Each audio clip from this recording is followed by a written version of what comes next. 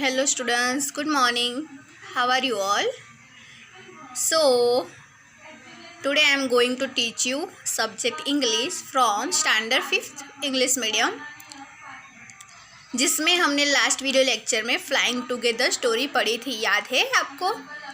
हमने उसमें क्या सीखा था? हमने स्टोरी में पढ़ा था कि एक जंगल में एक बड़ा सा पेड़ होता है, उस पे बहुत सारी गीद हंस रहते होते हैं। तो उस पेड़ के नीचे एक क्रीपर, एक बेल ग्रो कर रही थी। तो वो उसमें से एक ओल्ड गीज होता है, वो बाकी गीज से कहता है कि हमें इस क्रीपर को डिस्ट्रॉय कर देना चाहिए, अदरवाइज़ ये दिन बर दिन बड़ी होती जाएगी और फिर इसके ज़रिए कोई भी हंटर या कोई भी आदमी आकर हमारी इस पेड़ पे क्लाइंब करके ऊपर आ सकता है और फिर हम सबको मार भी सकता है। तो अभी ये जब छोटा है, जब इतना नाजुक है, तभी हमें इसे कट कर देना चाहिए। ऐसी एडवाइस वो ओल्ड गीस बाकी सारे गीस को देता है। तो बाकी सारे गीस वो बहुत ही सरप्राइज होकर कहते हैं कि इतना छोटा सा क्रीपर हमारा क्या बिगड़ पाएगा, ये तो अभी बहुत ही छोटा है, इससे हमें कोई भी नुकसान नहीं है। और उस जो ओल्ड गीस की एडवाइस को वो सुनते नहीं है और फिर बहुत ही दिन हो जाते तभी वो क्रीपर होता है, वो बहुत ही बड़ा हो जाता है। और एक दिन एक हंटर उस क्रीपर पर क्लाइंब करके उस पेड़ पे चढ़ता है और देखता है कि यहाँ पे तो बहुत सारे गीज रहते हैं, और वहाँ पे अपनी जो नेट है वहाँ पे उसको वो लगा देता है। और जब सारे जो गीज थे वो लौट कर वापस आते हैं, तभी किसी का ध्यान नहीं जाता कि वहाँ पे नेट लगाई हुई है। तो सब उस नेट पे फंस जाते हैं और फिर सब लोग बहुत ही रोने लगते हैं, गिड़गिड़ाने लगते हैं और उस ओल्ड गीस को कहते हैं कि काश हमने तुम्हारी बात मान ली होती, काश इस बेल को कट कर दिया होता तो आज हम इस मुसीबत में नहीं होते। ऐसे करके वो चिल्लाते हैं, रोने लगते हैं सारे गीस। तो वो जो ओल्ड गीस होता है वो कहता है बाकी सारे गीस को कि अब रोने से या चिल्लाने से कोई भी फ़ायदा नहीं है। ओके, अभी हमें कुछ आइडिया करके बचना होगा। तभी वो गीस सबको एक बात कहता है कि जब भी शाम को जब वो हंटर वापस आएगा, तभी हम सब लोग ऐसी एक्टिंग करेंगे जैसे कि सारे के सारे हम मर चुके हैं, ऐसे हम एक्टिंग करेंगे। फिर वो जब आएगा तो हमें देखा कि सारे वर्ड्स तो मर चुके हैं, तो वो एक करके हमको फेंक देगा। और जब तक लास्ट वाले को ना फेंक दे तब तक कोई भी नहीं फ्लाई करेगा। और जब शाम को वो हंटर आता है और वो दिखता है कि ये सारे बर्ड्स तो वो तो मर चुके हैं, और भी सब एक करके सारे बर्ड्स को नीचे फेंकने लगता है। और सारे बर्ड्स ऐसी एक्टिंग करते हैं जैसे कि वो मर चुके हैं, और सारे गीज ऐसी एक्टिंग करते हैं। और फिर जब तक लास्ट वाले गीज को वो नेट में से बाहर नहीं फेंकता तब सब लोग ऐसे ग्राउंड पे पड़े रहते हैं। और जैसे ही लास्ट वाले को वो जो हंटर है वो फेंकता है, तभी सारे के सारे गीज जो है वो उड़कर चले जाते हैं और जो हंटर है वो देखता ही रह जाता है।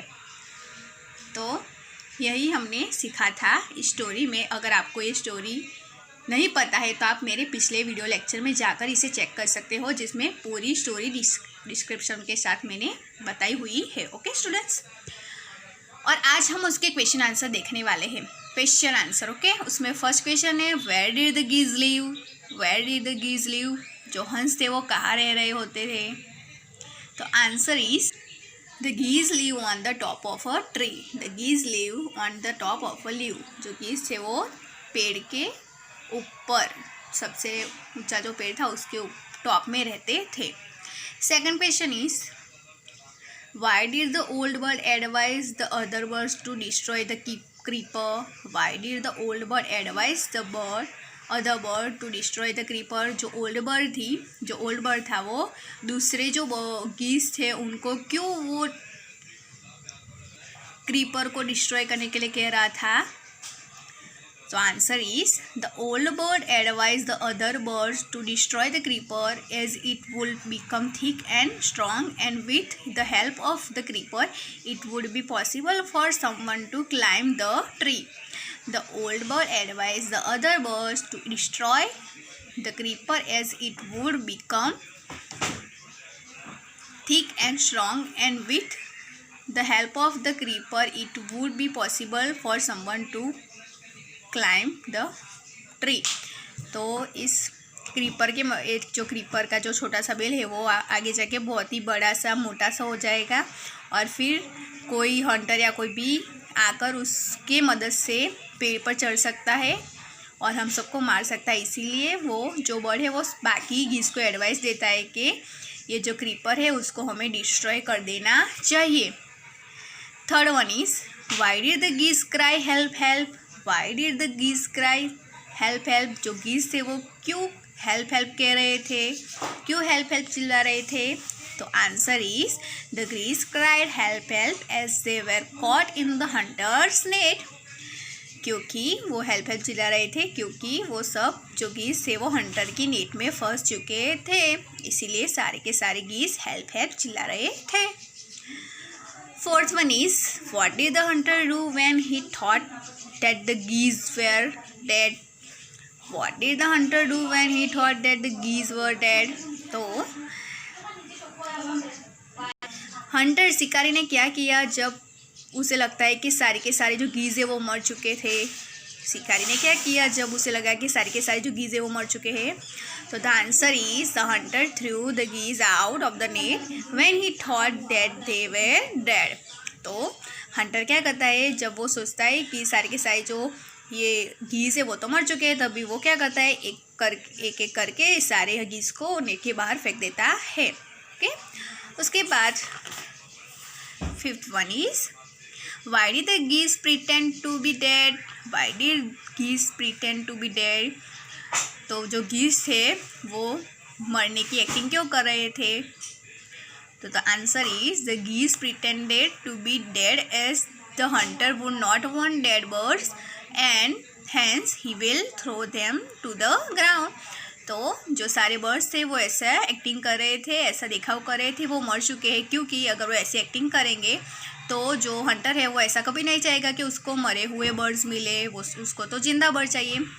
तो वो अगर मरने की एक्टिंग करेंगे तो वो जो शिकारी है, जो हंटर है, वो उनको लेकर फेंक देगा, जाल में से निकल के फेंक देगा, इसलिए जो सारे गीज थे वो मरने की एक्टिंग करते हैं। ओके, उसके बाद describe one incidence when you into trouble because you did not do your work on time. तो आपको अपनी लाइफ की कैसी चीज़ लिखनी है, एक ऐसा इंसिडेंट लिखना है जिसमें किसी एक चीज़ को ना करने की वजह से आप ट्रबल में, मतलब कि मुसीबत में फंसे हो, ऐसे आपके अपनी लाइफ की एक इंसिडेंस यहाँ पे लिखना है जो आपको खुद से लिखना होगा। ओके स्टूडेंट्स, उसके बाद है state whether the following statement are true और फॉल्स। तो यहाँ पे सेंटेंसेस दिए गए हैं, वो ट्रू है फॉल्स है वो हमें बताना है। हमने स्टोरी पढ़ी थी ना, तब स्टोरी के मुजब यहाँ पे हमें ट्रू फॉल्स लिखना है। The first one is the tree was the house of a flock of parrots. The tree was the house of a flock of parrots. तो जो ट्री था वो पैरोट्स मतलब कि पोपट का घर था। ओके, जो पोपट थे उनका घर था, पैरोट्स का घर था। तो it's this sentence is fall, क्योंकि उस पेड़ पे कौन रह रहे थे? गीज रह रहे थे, पैरोट्स नहीं रह रहे थे। तो ये सेंटेंस क्या होगा? हम लिखेंगे फॉल्स। द आंसर इज आएगा false. Second is the wise old bird wanted the creeper to be destroyed. The wise old bird wanted the creeper to be destroyed. जो वाइज मतलब कि होशियार जो बर्ड था वो चाहता था कि क्रीपर को डिस्ट्रॉय कर दिया जाए। ओके, तो दिस सेंटेंस इज ट्रू। जो ओल्ड बर्ड था वो चाहता था कि इस क्रीपर को डिस्ट्रॉय कर देना चाहिए। ओके, उसके बाद the Hunter climb the tree with the help of a ladder. The Hunter climb the tree with the help of a ladder. तो जो हंटर था, जो शिकारी था, वो उस पेड़ पे लेडर्स मीन्स लेडर का मीनिंग होता है सीढ़ी की मदद से वो उस पेड़ पे चढ़ता है। तो हमने स्टोरी में क्या पढ़ा था याद है? स्टोरी में जो क्रीपर था, जो बेल था, वो बहुत ही बड़ा हो जाता है और उसकी मदद से जो शिकारी था, जो हंटर था, उस बेल पे चढ़ के उस पेड़ पे जाता है और फिर अपनी नेट लगाता है। तो ये सेंटेंस क्या होगा? फॉल्स आएगा। वो सीढ़ी पे लगा के ऊपर नहीं चढ़ा था पेड़ पर, लेकिन वो उस क्रीपर, उस बेल की वजह से, मदद से उस पेड़ पे चढ़ा था। तो जो ये सेंटेंस हम क्या लिखेंगे? फॉल्स लिखेंगे। उसके बाद when caught in the net the foolish bird began to weep. When caught in the net the foolish bird began to weep. तो जब वो सारे बर्ड्स नेट में, कॉट मीन्स अंदर नेट में आ गए सारे के सारे, तो वो जो सारे मूर्ख जो बर्ड्स थे वो सारे के सारे वीप मीन्स रोने लगे, चिल्लाने लगे। तो ऐसा स्टोरी में था। हाँ, जब सारे के सारे बर्ड्स उस नेट में फंस जाते हैं तब सारे के सारे बर्ड्स जो है वो अपने आप को कसूरवार समझते हैं कि अगर हमने उस क्रीपर को कट कर दिया होता, डिस्ट्रॉय कर दिया होता, तो आज हम इस कंडीशन में नहीं होते, इसलिए वो रोते हैं, चिल्लाते हैं। ओके, तो ये सेंटेंस हम लिखेंगे true. Last one is the wise old bird help them to escape. The wise old bird help them to escape. जो वाइज ओल्ड बर्ड, जो होशियार बर्ड था ना, गीस, उसने सारे बर्ड्स की हेल्प की वहाँ से उस जाल में से निकलने के लिए। ओके, तो के ये सेंटेंस क्या होगा? ट्रू होगा कि जो वाइज ओल्ड बर्ड थी उसकी मदद से ही सारे के सारे जो बर्ड्स थे वो उस नेट के बाहर निकल जाते हैं। जो वाइस बर्ड थी वो कहती है कि हम मरने की एक्टिंग करेंगे, तो वो बर्ड जो हंटर है वो कभी भी मरे हुए पक्षी को नहीं ले जाता। तो अगर हम मरने की एक्टिंग करेंगे तो वो हमें एक करके जाल के बाहर फेंक देगा और फिर जैसे ही वो आखिरी बर्ड को फेंकेगा हम सब उड़ के चले जाएंगे। और ऐसे करके सारे प्रिटेंड, ऐसे एक्टिंग करके सारे के सारे बर्ड्स उड़ के चले जाते हैं और सारे के सारे गीज जो है वो बच जाते हैं। ये इसलिए सेंटेंस ट्रू होगा। ओके, सो आज हमने फ्लाइंग टुगेदर के क्वेश्चन आंसर देखे, उसके बाद ट्रू और फॉल्स दिखे, उसके बाद की अदर जो सारी एक्टिविटीज़ है वो हम हमारे नेक्स्ट वीडियो लेक्चर में देखेंगे। ओके, तब तक के लिए take care to my all students.